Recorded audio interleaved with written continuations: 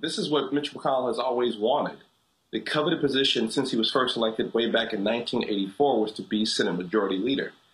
He is all but guaranteed to get that position. There seems to be really no one else who wants the job or who Republicans are galvanizing around, even though there have been a few who say they don't want to vote for McConnell, or they don't want to answer the question at least.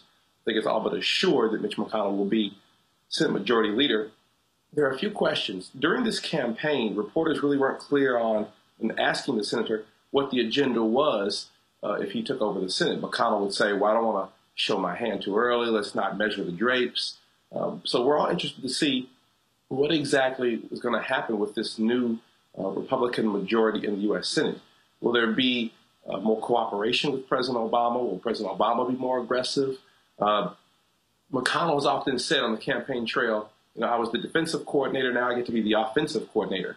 Well, those are two very different roles. On defense, a large part of what you do is to cause problems for the offense, to disrupt.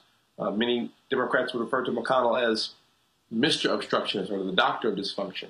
Well, now he has to govern as well, and particularly for Republicans going into 2016, it's important for them to show how they can govern. As many show in the exit polls that the American voters are very frustrated with Congress overall. No matter how unpopular President Obama is, Congress is less popular.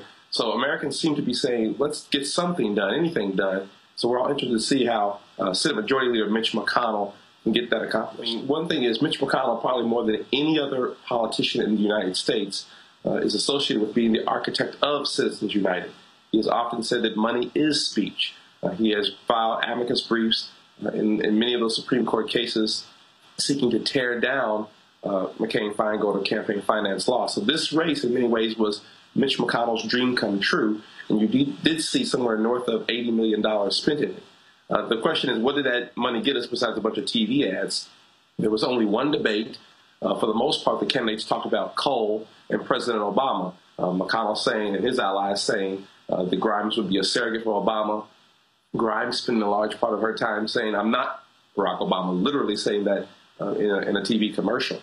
So the question is, what all this money in politics, what does it actually get voters?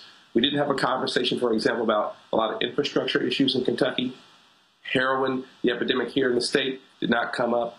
We certainly didn't have a conversation about internet broadband access. A large part of it was spent on coal, with both candidates trying to show who's more of a champion for coal.